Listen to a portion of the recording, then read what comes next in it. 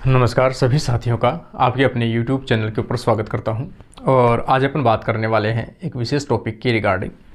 तो पहले से अपन ने यूजी लेवल का जो पोर्शन है जीव विज्ञान स्कूल व्याख्याता का, वो अपने स्टार्ट कर रखा था हैंड रिटन नोट से। तो अभी भी कोई स्टूडेंट्स है जिन्होंने बुक परचेज़ नहीं की है ये, तो आप लोगों को डिस्क्रिप्शन में के अंदर इसका जो लिंक है फ्लिपकार्ट का वो दिया हुआ है और आप लोग बाई पोस्ट भी इसे परचेज कर सकते हैं। तो डेली का अपना जो टॉपिक चल रहा था, लास्ट में अपन ने जो संघ है वो पढ़ा था एनेलिडा, जो एक अपन कह सकते हैं जो लोअर कॉर्डेट्स है, नॉन कॉर्डेट्स अपन कह सकते हैं का एक एडवांस संघ था। उसी का एक मेंबर है जो आपके सिलेबस के अंदर मेंशन किया गया है, फेरीटेमा के नाम से जानते हैं, और वैसे अपन जानते हैं अर्थवॉर्म के अंदर, और वैसे अपन कहते हैं केचुआ। ठीक है ना। केचुआ एक ऐसा टॉपिक है जो आप लोगों ने जो प्रीवियस पेपर है वो कभी देखे होंगे, उसमें से केचुआ का नाम पूरे पेपर में एक जगह आपको मिल ही जाएगा। इसका मतलब ये टॉपिक यदि आप लोगों ने अच्छे से पढ़ा है, एक बार अच्छे समझ लिया इस टॉपिक को, तो आपका एक क्वेश्चन कहीं नहीं जाना। देखो, फेरीटेमा शब्द जो है वो किनबर्ग ने 1867 के अंदर दिया था। ये नम भूमि या मिट्टी बिलों में पाए जाने वाले हैं, मतलब मिट्टी के अंदर रहने वाले हैं। पहले अपन थोड़ा सा इसका सिस्टेमिक जो पोजीशन है वो अपन देख लेते हैं कि इसका वर्गीकरण क्या कहता है। पहली चीज़ फाइलम है, संघ है, वो कौन सा है इसका? एनेलिडा है। एनेलिडा का मतलब होता है कि ऐसे जीव जिनकी बॉडी के अंदर खंड पाए जाते हो, खंड युक्त जो बॉडी होती है वो क्या कहलाते हैं? एनेलिडा कहलाते हैं। क्लास अगर आप देखोगे क्लाइटेला, क्यों? क्योंकि इसके शरीर के अंदर क्लाइटेलम जो है वो पाया जाता है, एक विशेष प्रकार का खंड होता है जो आगे अपन बात करेंगे। और वैसे देखा जाए तो इसको ओलिगोकीटा के अंदर रखा गया था, जो अपन ने लास्ट जो क्लास थी उसके अंदर आप लोगों को वर्गीकरण जो है वो मैंने बताया था इसका। तो वर्गीकरण के अंदर जो क्लास थी इसकी ओलिगोकीटा थी, तो ओलिगोकीटा को अपन ने पढ़ा था, उसके लक्षण पढ़े थे। ऑर्डर जो है वो ओपिस्थोफोरा के नाम से है। फैमिली आप देखोगे मेगा स्कोलेसिडिया या स्कोलेसिडी, ठीक है ना, मेगा स्कोलेसिडी। जीनस में आप देखोगे फेरीटेमा। स्पीसीज आप देखोगे तो यहाँ पर पोस्थुमा, मतलब भारतीय केचुआ आप कह सकते हो। केचुआ जो होता है वो कैसा होता है? रात्रिचर होता है, मतलब अंधेरे के प्रेमी है ये। अंधेरा नाइट जब होती है उस टाइम पे रात को बाहर निकलते हैं, रात को ही फीडिंग भोजन करते हैं, वह रात को ही क्या करते हैं? निषेचन करते हैं। तो ये क्वेश्चन बन सकता है कि केचुए के अंदर जो प्रजनन होता है वो किस समय होता है? दिन में होता है या रात में होता है? तो मोस्टली रात में होता है। इनका जो शरीर है केचुए को आप सभी जानते हैं वैसे तो, लेकिन फिर भी जो बायोलॉजिकल कैरेक्टर है वो इंपॉर्टेंट अपने लिए। तो बेलनाकार होता है, बायलेटरल सिमेट्री पाई जाती है, ये अपने लिए इंपॉर्टेंट है, तो यहाँ पर ये बन जाती है। द्विपार्श्व समिति, इनमें जो खंड है उनको अपन क्या कहते हैं? मेटामेरिक खंड कहते हैं, जो सत्य प्रकार के होते हैं। ठीक है ना। ये कैसे होता है? मेटामेरिक सेगमेंटेशन इनमें पाया जाता है। सेगमेंट बाहर से तथा अंदर तक फैले रहते हैं, इसीलिए तो इसे क्या कहते हैं? मेटामेरिक कहते हैं। कि ऐसा नहीं कि खंड जो दिखाई दे रहे हैं आपको वो केवल सरफेस के ऊपर है। ये जो खंड आपको दिखाई दे रहे हैं यहाँ पर, ये क्या है? पूरे शरीर को क्रॉस करते हुए जाते हैं यहाँ पर, इस प्रकार से।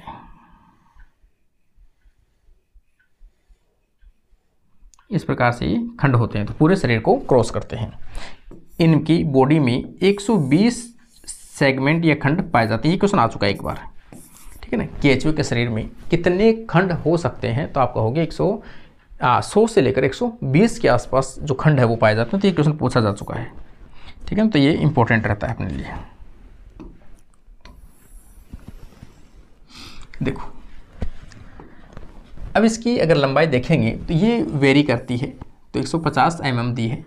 ये इंपॉर्टेंट है, ये क्वेश्चन आ चुका है, ठीक है ना। कि केचुए की जो सतह होती है, एपिडर्मिस होती है, उसके अंदर कौन सा वर्णक पाया जाता है? पिगमेंट पाया जाता है, जिसके कारण कि केचुए का जो शरीर है वो कैसा दिखाई देता है आपको? ब्राउन दिखाई देता है, ठीक है ना।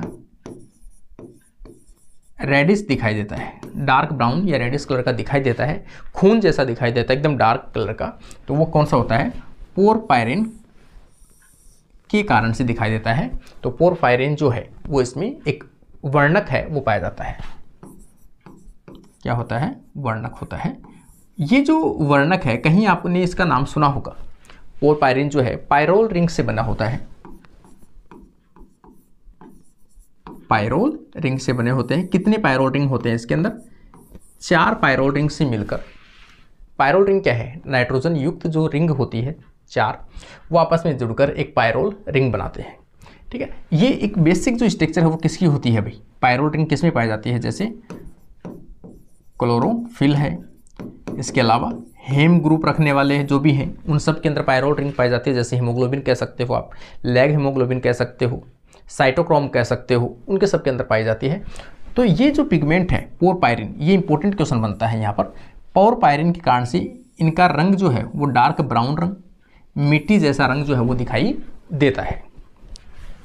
प्रथम खंड अगर आप देखोगे किसी भी केचुए का, जो प्रथम खंड होता है वो उसे क्या बोलते हैं? तो पेरिस्टोमियम बोलते हैं, पेरिस्टोमियम, जिसमें माउथ या मुख जो है वो प्रेजेंट होता है। लास्ट खंड के अंदर क्या प्रेजेंट होता है? एनस पाया जाता है। बॉडी में अब देखोगे आप कुछ चीज़ें इंपॉर्टेंट यहाँ से स्टार्ट होती है। 1 से 13 खंड तक प्री क्लीटेलर खंड पाए जाते हैं। तो ये जो क्लीटेलर टर्म है ये आगे अपन पढ़ेंगे, क्लाइटेलम कह सकते हो, क्लाइटेलर कह सकते हो। और 14, 15, 16, ठीक है ना, ये जो खंड है ये अपने लिए इंपॉर्टेंट है।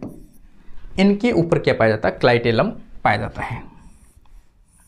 क्लाइटेलम का पॉइंट यहाँ पर आप छोड़ दो, आगे बताता हूँ कि क्लाइटेलम होता क्या है। क्लाइटेलम खंड पाए जाते हैं।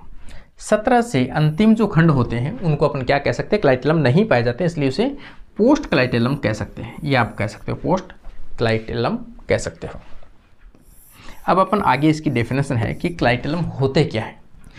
क्लाइटेलम का अगर आप डायग्राम देखोगे तो जैसे ये एक केचुए का खंड है, ये एक केचुआ है, तो यहाँ पर इनके खंड के अंदर क्या पाए जाते हैं? ऐसे रिंग या खंड युक्त बॉडी होती है इस प्रकार से। एक स्थान ऐसा आता है जहाँ पे आपको ऐसा दिखाई देगा, वहाँ पर आपको जो खंड है वो सेगमेंट है वो दिखाई नहीं देते हैं। तो इनकी बॉडी कुछ इस प्रकार से यहाँ से वापस से ऐसी दिखाई देने लगती है, यहाँ से पुनः खंड में विभाजन हो जाता है। तो ये जो शरीर है, ये जो पार्ट है, मोटी भित्ति युक्त जो पार्ट है, ये वाला जो पार्ट है, ये जो भाग है जिसके अंदर आपको खंड दिखाई नहीं दे रहा है, इस भाग को क्या कहते हैं?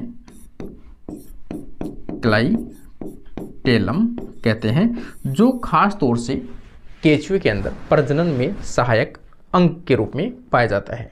तो ये खंड विहीन जो भाग होता है वो पाया जाता है, जो खास तौर से जो हेड वाला पोर्शन है, ये हेड वाला जो पोर्शन है इसके पास में पाया जाता है ये, ठीक है ना। पूंछ पूरा जो पीछे वाला जो हिस्सा है वो पूरा पीछे रह जाता है, लेकिन ये आगे की तरफ पाया जाता है। इसमें से भी खास तौर से आप देखोगे तो 14, 15 जो 16 नंबर जो खंड होते हैं उनके अंदर पाया जाता है। और इस भाग में क्या होता है? ये सहायक किसमें होता है? तो आप कहोगे रिप्रोडक्शन के अंदर सहायक होता है। तो यहाँ पर देखोगे केचुए की शरीर की दीवार पर एक मोटा ग्रंथि युक्त कैसा होता है? ग्लैंडुलर, ग्रंथि युक्त या ग्लैंडुलर होता है। मतलब ये छोटे छोटे जो सैक होते हैं, छोटे छोटे थैलीनुमा संरचना जो होता है वो रिलीज करता है, म्यूकस रिलीज करता है, कोकून बनाता है। तो जो भी ये काम होते हैं वो सब किसके हैं? क्लाइटेलम के हैं। तो ये मोटा भाग होता है, ग्रंथिल भाग होता है, मतलब ग्रंथि के रूप में पाया जाता है, और चिपचिपा पदार्थ है, म्यूकस स्रावित करता है। गैर खंडित होता है, मतलब इसमें सेगमेंट नहीं पाए जाते, अनसेगमेंटेड होता है, तथा रिंग जैसा दिखाई देता है, जो प्रजनन में शामिल होता है। मैंने कहा ना आपको, कहीं ना कहीं प्रजनन के अंदर हेल्प करता है। ये वेसाइड सैक, ठीक है ना, चिपचिपे की जो थैली होती है उसको स्रावित करता है। इसमें एग का स्टोरेज भी किया जाता है और इसी में निषेचन होता है, क्योंकि ये क्या बनाती है? एक कोकून बनाता है। ये क्या रिलीज करते हैं? एक कोकून बनाते हैं अपनी चारों तरफ, और उस कोकून के अंदर क्या होता है? निषेचन होता है। कभी आपसे पूछा जाए अर्थवॉर्म के अंदर जो निषेचन होता है वो कैसा होता है, तो निषेचन बाह्य प्रकार का होता है। बाह्य निषेचन जो होता है वो किस में होता है? तो क्लाइटेलम के चारों तरफ जो स्रावित किया गया कोकून है उस कोकून के अंदर निषेचन होता है। एग और जो स्पर्म है उनका फर्टिलाइजेशन का होता है कोकून के अंदर होता है। तो बाह्य निषेचन देखने को मिलता है।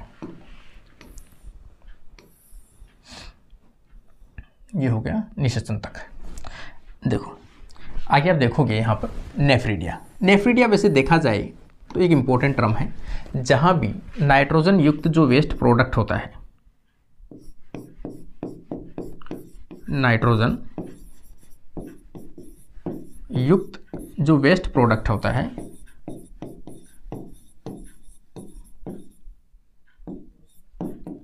उनको निकालने के लिए जो अंग पाया जाता है, जिसे उत्सर्जी अंग कह सकते हो, एक्सक्रीटरी अंग कह सकते हो, ओस्मो रेगुलेटरी अंग कह सकते हो आप उसको, जो बॉडी के अंदर बैलेंस बनाता है साल्ट का, लिक्विड का, उसे क्या कहते हैं? ओस्मो रेगुलेटरी कहते हैं।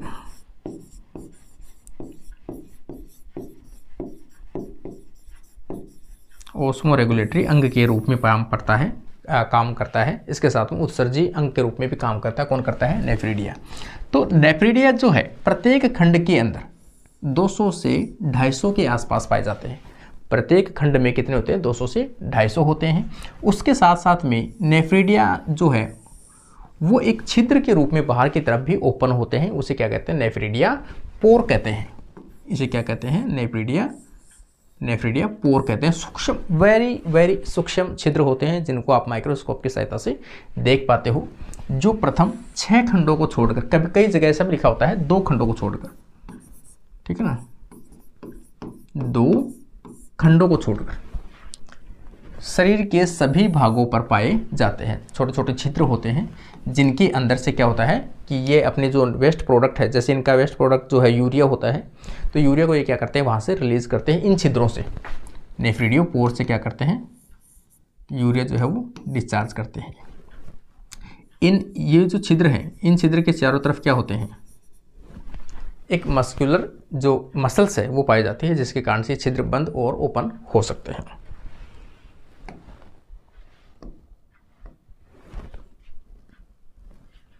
आगे आप देखो क्लाइटेलर खंड की प्रत्येक खंड में, देखो क्लाइटेलम जो खंड है, जैसे मैंने आपको क्या बताया, क्लाइटेलम के खंड का मतलब क्या होता है? यहाँ पर 14, 15 और 16 वाला जो भाग है, इस प्रकार का जो भाग है, ये वाला जो भाग है,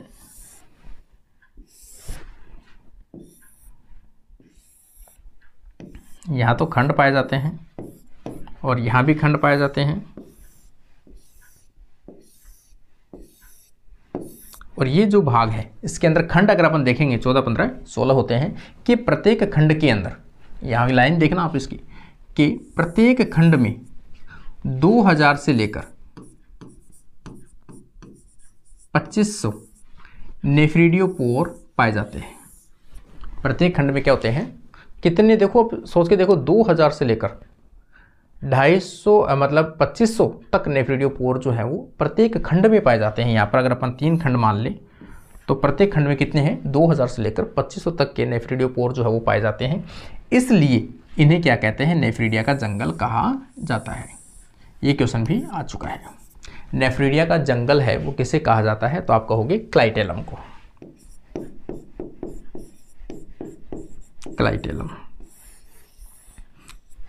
क्लाइटेलम को क्या कहते हैं? Forest of nephridia. Forest of nephridia, ठीक है ना। बोर्ड पे अगर मैं ये टर्म लिखता हूं, इसका मतलब ये है कि आप इसको कुछ टाइम के लिए देखो, कुछ टाइम के लिए टर्म्स आपके माइंड में रहे, सुनो आप इनको, ताकि आपके माइंड में वो चीज़ छप जाए। नहीं तो आप कहोगे सर ये टर्म्स तो हमें आते हैं पहले से। अगर मैं मालूम मैंने यहाँ लिखा है नाइट्रोजन युक्त वेस्ट प्रोडक्ट, या भाई मुझे भी पता है कि आप लोगों को स्पेलिंग, मीनिंग, टर्म्स सब आते हैं आप लोगों को, लेकिन फिर भी मेरा लिखने का तात्पर्य जो है वो सिर्फ इतना सा है कि मैं कुछ चीज़ें लिखूँ ताकि वो आपके माइंड में कैसे भी छप सके, वो फीड हो सके। तो यहाँ पर क्लाइटेलम का डायग्राम मैंने दोबारा बनाया है। क्लाइटेलम को क्या कहते हैं? फॉरेस्ट ऑफ नेफ्रिडिया कहते हैं। क्यों? प्रत्येक खंड के अंदर नेफ्रिडियोपोर पाए जाते हैं 2000 से लेकर 2500 तक के, मतलब अधिक संख्या के अंदर इसमें नेफ्रिडियोपोर जो है वो पाए जाते हैं, और नेफ्रिडिया की संख्या भी अधिक होती है। देखो आगे आप देखोगे बॉडी में 11 पोर सेगमेंट पाए जाते हैं जो जनन से संबंधित होते हैं। कितने होते हैं, जनन से संबंधित जो होते हैं वो छिद्र कितने होते हैं, लगभग 11 छिद्र, ये 11 पोर जो होते हैं वो पाए जाते हैं।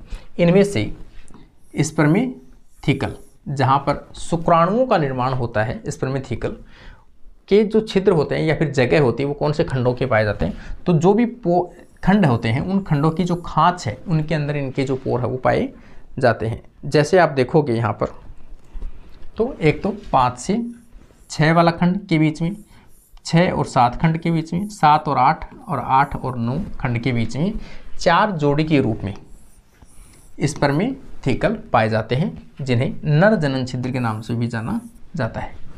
ठीक है ना। मादा जनन छिद्र, फीमेल जनन छिद्र अगर आप देखोगे तो 14वें खंड में पाया जाता है। ये क्वेश्चन आ चुका है, वेरी इंपॉर्टेंट है ये, मतलब ये क्वेश्चन एक ऐसा है वो हमेशा रिपीट होते हैं। ठीक है ना। मादा जनन छिद्र 14वें खंड में, नर जनन छिद्र जो है वो 18वें खंड में पाया जाता है, एक जोड़ी के रूप में। कहाँ पाए जाते हैं, 18वें खंड के अंदर पाए जाते हैं। ठीक है ना। ये तो देखो स्पर्मेथिकल है, ये अलग है, और यहाँ क्या है, नर जनन छिद्र है जो 18वें खंड में पाया जाता है, मादा जनन छिद्र है वो 14वें खंड में पाया जाता है। ठीक है ना, की सतह पर पाए जाते हैं। मेल में 17वें 19वें खंड में 2 जोड़ी जनन पेपिली पाई जाती है, मतलब कॉपुलेशन के लिए जो जनन पेपिली होती है वो कहाँ पाई जाती है, क्वेश्चन रिपीट हो चुका है। मेल के अंदर रिप्रोडक्टिव जो पेपिली होती है वो कौन से खंड में पाई जाती है, तो 17वें और 19वें खंड में पाई जाती है। इनमें से खंड के जो क्वेश्चन है वो हमेशा पूछे जाते हैं, कौन सा पार्ट कौन से खंड में पाया जाता है, हमेशा रिपीट होने वाले क्वेश्चन है। तो प्रत्येक जो भी खंड है उनमें कन्फ्यूजन कहीं भी हो तो आप अच्छे से समझ सकते हो इसको, कन्फ्यूजन कहीं नहीं रखना, अच्छे से रख लेना इन चीज़ों को। प्रथम, एक लास्ट और एक क्लाइटेलम, इन तीनों जगहों को छोड़कर पूरे बॉडी के सभी खंडों के ऊपर क्या पाए जाते हैं, अधिक संख्या में सीटी पाई जाती है। खंडों को छोड़कर सभी खंडों में सीटी पाई जाती है, जो अपन कल पढ़े थे। सीटी क्या है, इनकी लोकोमोटरी ऑर्गन के रूप में पाई जाती है। छोटी छोटी धागेनुमा संरचना होती है जो काइटिन की बनी होती है। ये सीटी पीली एस आकार की काइटिनियस स्ट्रक्चर की बनी होती है, मतलब काइटिन की बनी होती है। सीटी व मसल्स कॉन्स्ट्रक्शन, मांसपेशियों के संकुचन होने के कारण से इनमें क्या होता है भाई, गति, लोकोमोशन देखने को मिलता है।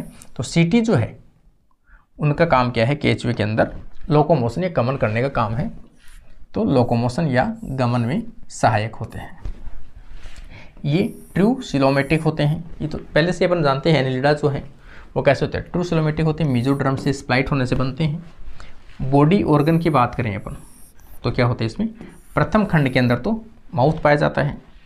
बकल कैविटी है वो 2 से 4 खंडों में पाई जाती है। फेर्निक्स आप देखोगे तो ये भी यहाँ से लेकर ये है ना, बकल कैविटी और फेर्निक्स। तो यहाँ पर ये क्रोमोफिल जो सेल है वो पाई जाती है, कहाँ पे पाई जाती है, फेर्निक्स के अंदर पाई जाती है। जो म्यूकस और प्रोटीएज पाए जाते हैं, इसके अंदर क्या पाए जाते हैं, म्यूकस और प्रोटीएज जो है वो पाए जाते हैं। इसोफेगस जो कौन से खंड में होता है, 5 से 7वें खंडों के अंदर इसोफेगस है वो देखने को मिलता है। ये देखो अपने आप में ये जो पार्ट है वो अपने आप में इम्पोर्टेंट एक अंग होता है जिसे गिजार्ड कहते हैं। ठीक है, इसको थोड़ा सा अपन देखते हैं। गिजार्ड का भी कई बार क्वेश्चन जो है वो आ चुका है। देखो एक टर्म है गिजार्ड, ये थोड़ा सा याद रखना भाई, इसका क्वेश्चन कई बार आ चुका है।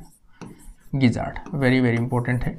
गिजार्ड एक ऐसी थैली, एक पाउच नुमा संरचना होती है जिसके अंदर अपने कह सकते हैं कोई भी फूड के जो बड़े पार्टिकल होते हैं उनको छोटे पार्टिकल के अंदर तोड़ने में मदद करता है। इस प्रकार की स्ट्रक्चर होती है, इनको तोड़ देता है खंडों को अंदर। तो यहाँ पर ये भोजन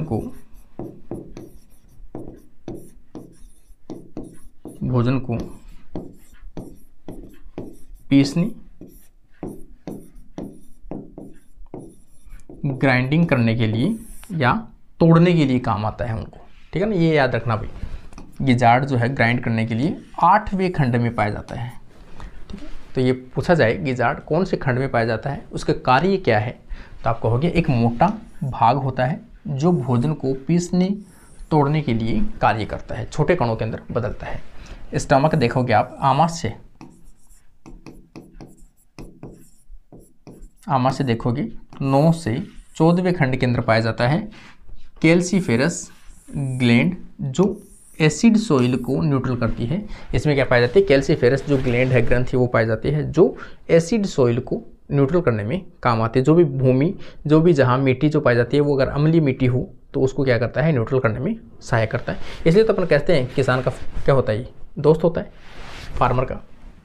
इंटेस्टाइन 15 से अधिक खंडों में, 15 से स्टार्ट होती है भाई, इसकी जो आंत है वो 15 से लेकर आगे जितने भी खंड होते हैं सभी के अंदर इसकी जो एलिमेंट्री कैनाल है, इंटेस्टाइन है, वो पाई जाती है।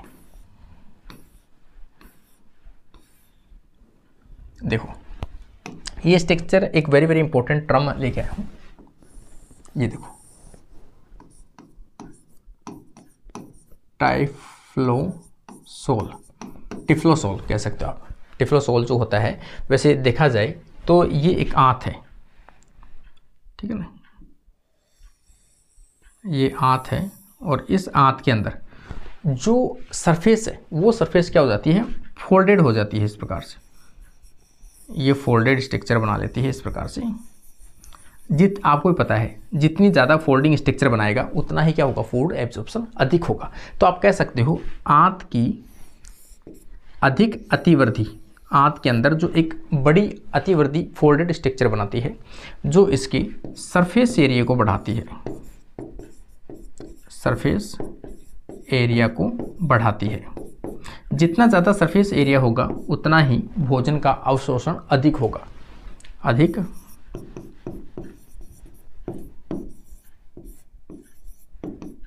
अवशोषण। तो अगर आपसे पूछा जाए कि अर्थ फॉर्म में भोजन के अधिक अवशोषण के लिए आंत के अंदर कौन से प्रकार के मॉडिफिकेशन पाए जाते हैं, तो आप कहोगे टिफ्लोसोल के नाम से एक स्ट्रक्चर बनती है, अतिवृद्धि बनती है जो इसका सरफेस एरिया बढ़ाती है और उसी से क्या होता है? इनका जो भोजन का अवशोषण है वो भी बढ़ता है। तो आंत इंटेस्टाइन का पृष्ठीय प्रलभ होता है, भाग होता है, जो बचे हुए पोषक तत्वों को अवशोषण करने के लिए सरफेस एरिया को, क्षेत्र को बढ़ाता है। देखो ये आ गया, ठीक है ना। ये केचुए के 26 से 95वें खंड में पाए जाते हैं। याद रखना भी, कहाँ पाए जाते हैं? ये 26 से लेकर 95वें खंड तक पाए जाते हैं ताकि पूरी बॉडी के अंदर एब्जॉर्प्शन चलता रहे। लेकिन 23वें से 25वें खंड में अनुपस्थित होते हैं, ठीक है। ये से दिया है 23 से 25वें खंड में कंप्लीट एब्सेंट होते हैं, ये कह सकते हो आप। आगे आप देखोगे प्री टिफ्लोसोलर और ये टिफ्लोसोलर और पोस्ट टिफ्लोसोलर अंगों के अकॉर्डिंग है। ये ज़्यादा विकसित नहीं होता, ये ज़्यादा विकसित होता है और ये भी ज़्यादा विकसित नहीं होता है। ये टिफ्लोसोलर के आगे वाले भाग हैं। देखो इंटेस्टाइन के अंदर अगर आप देखोगे आंत के अंदर सीकम, ठीक है ना, सीकम जो होता है ये 26वें खंड से स्टार्ट होकर, इसका मतलब ओवरऑल अगर आप देखोगे इस लाइन को तो यहाँ पर आप देख सकते हो 25 से 26वें खंड के अंदर पाए जाते हैं। ये मान लो आप 25 से 26 खंड के अंदर क्या पाया जाता है? इंटेस्टाइन सीकम पाया जाता है। केचवा नेचर वाइज देखा जाए, भोजन के प्रकार से देखा जाए तो ओमनीवेरस होता है, मतलब सभी प्रकार को खा सकता है, वो छोटे मोटे जीवों को खा सकता है। पेड़ की टहनी, पत्ती, तने, सॉफ्ट, उन सभी को भी वो खा सकता है। इसका मतलब सर्वाहारी ज़्यादा कहना बेटर है। तो कार्निवोरस भी पर्टिकुलर नहीं है, तो सर्वाहारी है ये, ठीक है ना। वेज और नॉन वेज दोनों प्रकार के जीवों को खा सकता है। एक इसकी एडवांस बात है कि इनमें एनेलिडा का सदस्य होने के कारण से, एनेलिडा अपने आप में एडवांस है, तो इनमें बंद प्रकार का रक्त परिसंचरण तंत्र पाया जाता है, क्लोज्ड सर्कुलेटरी सिस्टम पाया जाता है। ब्लड के अंदर जो है वो रेड हीमोग्लोबिन पाया जाता है, जो मैंने बताया आपको आरबीसी ना होने के कारण से इनका हीमोग्लोबिन है वो प्लाज्मा के अंदर घुला हुआ रहता है। वर्णक के रूप में क्या पाया जाता है? इसमें हीमोग्लोबिन पाया जाता है, लेकिन प्लाज्मा में घुला हुआ, ये वेरी इंपॉर्टेंट है। हार्ट अगर आप देखोगे, हार्ट वैसे ज़्यादा इसका विकसित नहीं होता है, लेकिन आर्टिक अपन कह सकते हैं, आर्क्स ये पाए जाते हैं ना, ब्लड वेसल्स जो होती हैं वो पाए जाते हैं केवल। उसमें भी अपन देखोगे तो 13वें खंड के अंदर कितने ये पाए जाते हैं? तो ये हार्ट के रूप में पाए जाते हैं, जहाँ से 12वें से 13वें खंडों के अंदर पाए जाते हैं, ठीक है। लगभग इसकी भी कितनी जोड़ी होती है, लगभग 4 जोड़ी के आसपास छोटे छोटे खंडों के रूप में पाए जाते हैं। हार्ट ना के बराबर होता है। ब्लड ग्लैंड, ब्लड ग्लैंड किसे कहते हैं? ऐसी ग्लैंड्स जिनके अंदर ब्लड का फॉर्मेशन होता हो, ब्लड प्लाज्मा का फॉर्मेशन होता हो, उन्हें अपन पिगमेंट का फॉर्मेशन होता हो, हीमोग्लोबिन का फॉर्मेशन होता हो, वो इसमें ब्लड ग्लैंड पाई जाती है, जो खास तौर से 3 होती है, जो 4 व 5 और 6 खंड में पाई जाती है। ये इंपॉर्टेंट अपने आप में, ठीक है ना, इसको याद रखना भाई। ब्लड ग्लैंड जो ब्लड का फॉर्मेशन होता है अर्थ में, वो कौन से खंडों में होता है ये पूछा सकता है। 4, 5 और 6 खंडों में पाया जाता है। हार्ट की मैंने बताया आपको 4 जोड़ी पाई जाती है, लेकिन ज़्यादा विकसित ना के बराबर होती है, इसमें कोई विशेष नहीं है। इसमें 7, 9, 12 और 13 जो खंड होते हैं उनके अंदर देखने को मिलते हैं, छोटे छोटे खंडों के रूप में पाया जाता है हार्ट। तो हार्ट किसके रूप में होता है? ये हार्ट किसकी जो आर्टिक आर्किज है, आर्टिज आर्क कह सकते हो आप, पाया जाता है। श्वसन के लिए विशेष कोई अंग नहीं पाए जाते हैं, सतह के द्वारा होता है, तो इसमें अंग नहीं पाए जाते हैं श्वसन के लिए तो, लेकिन सतह जो है उससे भी कर सकता है ये। तो गैसेस का आदान प्रदान जो है वो स्किन के द्वारा कर लेता है।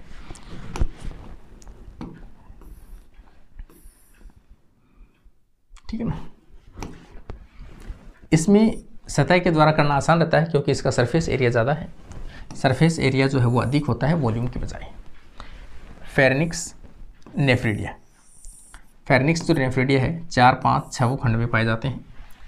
क्योंकि नेफ्रिडिया ये मतलब नेफ्रिड देखोगे, इसके प्रकार जो अगर आप देखोगे तो ये प्रकार है, एक तो फेरिंक्स नेफ्रिडिया, ये कौन से खंड में पाए जाते हैं? 4, 5, 6 में। और एक है सेप्टल नेफ्रिडिया, जो खास तौर से मतलब पट्टयुक्त नेफ्रिडिया होते हैं, ये सबसे बड़े होते हैं, लार्जेस्ट नेफ्रिडिया कहलाते हैं। तो इसके क्या है, दोनों प्रकार हैं नेफ्रिडिया होते हैं। जो बड़े जो नेफ्रिडिया होते हैं वो 14 और 15वें खंड के अंदर पाए जाते हैं। मैंने बताया था आपको अभी भी कि जिसे फॉरेस्ट ऑफ नेफ्रिडिया के नाम से भी जाना जाता है।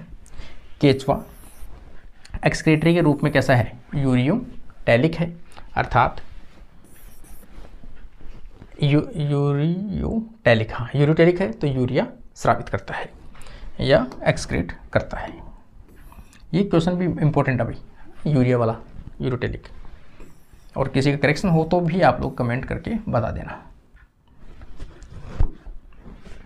आगे आप देखोगे केचवा अधिक विकसित नर्वस सिस्टम ब्रेन पाया जाता है, हेड नहीं पाया जाता। हेड नहीं है तो इसमें आई जो है उसका भी अभाव होता है, लेकिन इसमें फोटो रिसेप्टर जैसी संरचना पाई जाती है। आई नहीं पाई जाती, देखो मैंने बताया ना आपको, लेकिन संवेदी अंग पाए जाते हैं, लाइट को कैप्चर करने वाले अंग पाए जाते हैं, जिन्हें प्रकाश संवेदी अंग के नाम से जानते हैं, फोटो रिसेप्टर कहा जा सकता है। संवेदी अंग पाए जाते हैं, ठीक है ना, इसलिए क्या कहते हैं, फोटो रिसेप्टर के नाम से जाना जाता है। फोटो रिसेप्टर की जो सेल होती है, लाइट सेल होती है, लाइट सेल की जो सेंट्रल कैविटी है,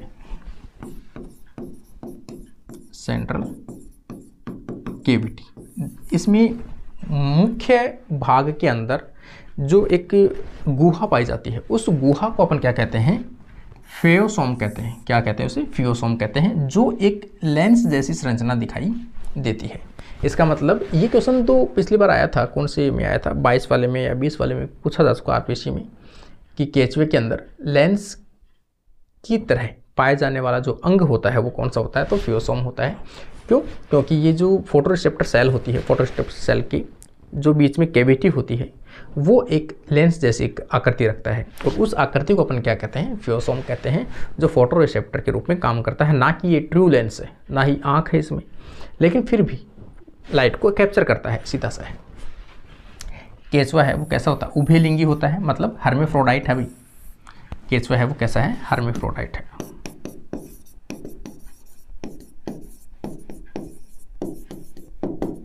हर्मेफ्रोडाइट है। मेल और फीमेल जो अंग है वो दोनों एक ही केचवे के अंदर पाया जाता है, लेकिन फिर भी इनमें जो नर होते हैं, शुक्राणु है, नर पार्ट जो है वो पहले मेच्योर होते हैं, और एग जो है, अंडाणु है, वो बाद में मेच्योर है।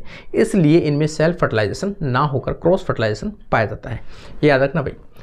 केचवा जो है वो कैसा है, उभयलिंगी है, मतलब मोनोएशियस, जैसे मेल और फीमेल दोनों पाए जाते हैं, फिर भी ये सेल्फ फर्टिलाइजेशन नहीं कर कर क्या करता है, क्रॉस फर्टिलाइजेशन करता है, बाह्य निषेचन करता है, ठीक है ना। लेकिन प्रोटोएंड्रस मतलब इसके अंदर नर जो लैंगिक जनन है, लैंगिक अंग है वो पहले मेच्योर हो जाते हैं। इस कारण से दोनों का निषेचन टाइम सही नहीं बैठ पाता है और ये फर्टिलाइजेशन जो होता है वो कैसा होता है, इनमें क्रॉस फर्टिलाइजेशन पाया जाता है। ये क्वेश्चन वेरी इंपॉर्टेंट है, ठीक है ना, कि एचवे के अंदर निषेचन कैसा होता है, क्रॉस निषेचन पाया जाता है।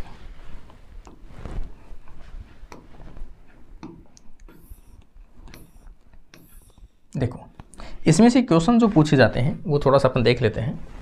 नर जनन तंत्र, मेल रिप्रोडक्टिव ऑर्गन, 2 जोड़ी जो है वो वृषण या टेस्टिस पाई जाती है जो 10वें व 11वें खंड में पाई जाती है। ये इंपॉर्टेंट अपने लिए, ठीक है ना।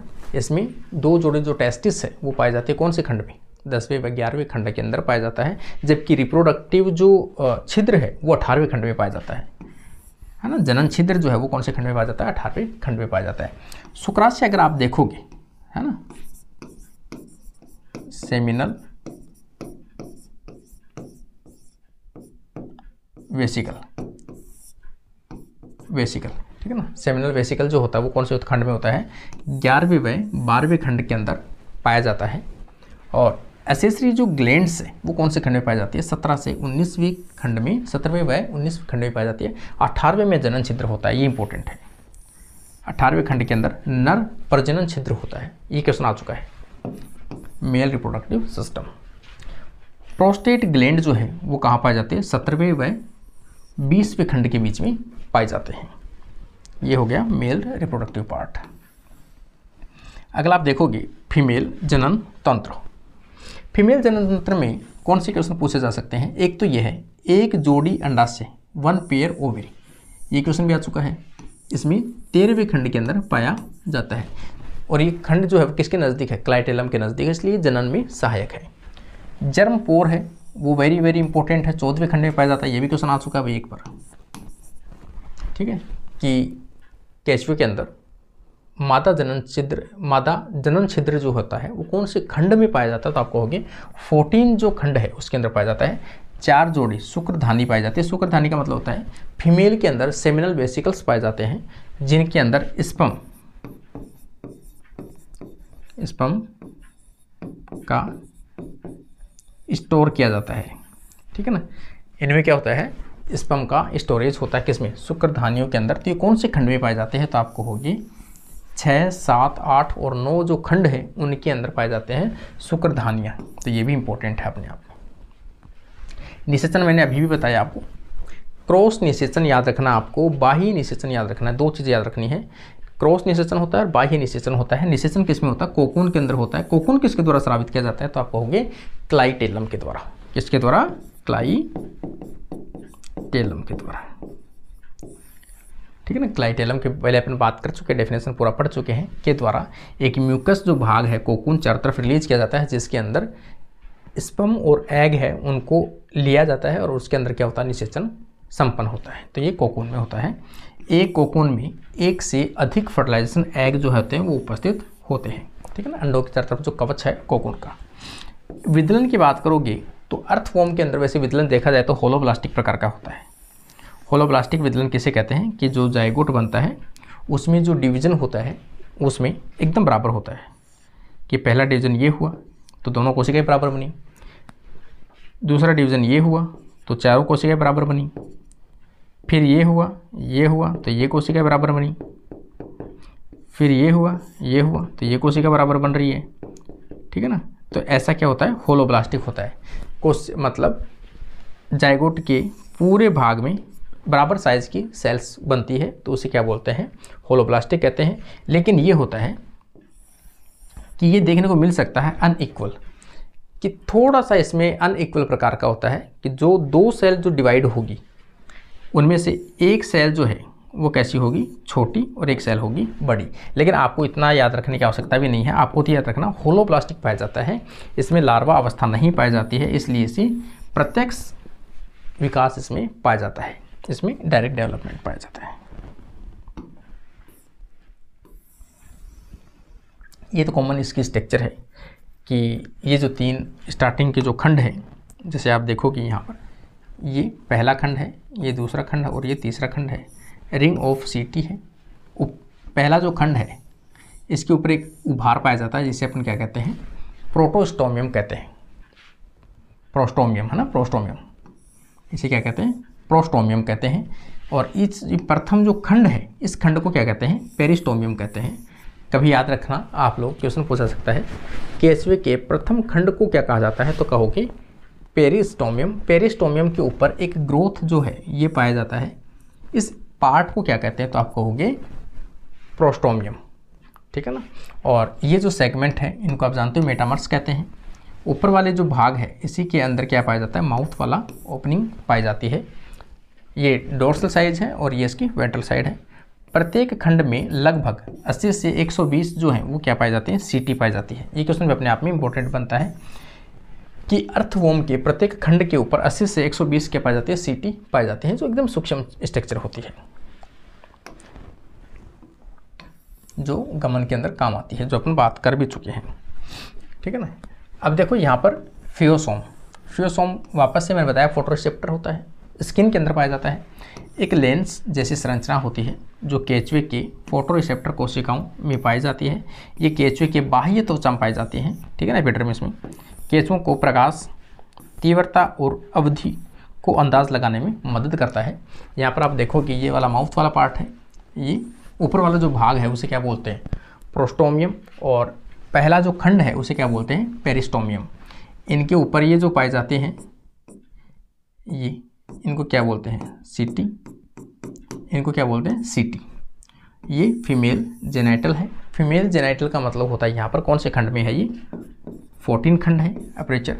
मेल जेनाइटल अपर्चर है, इसका मतलब ये 18 वाला खंड है। क्लाइटेलम की यदि बात करोगे तो यहाँ पर ये अपन देखेंगे 14, 15, 16 के आसपास में पाया जाता है। जेनाइटल पेपिली पाई जाती है। बॉडी सोमाइट्स और मेटामर्स, इनको क्या बोलते हैं, खंड बोलते हैं, तो खंडों क्या बोलते हैं, सोमाइट्स बोलते हैं या मेटामर्स बोलते हैं। ट्रांसवर्स, ग्रोव, एनुअल, इनकी रिंग जो होती है वो नॉर्मल है।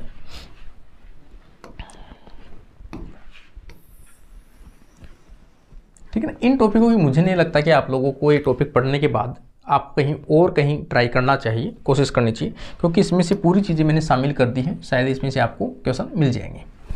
देखो करते हैं, लेकिन इनमें देखने की क्षमता नहीं होती। मैंने आपको बता दिया, आई जो है इसमें आंखों का अभाव होता है, देखने की क्षमता नहीं होता है।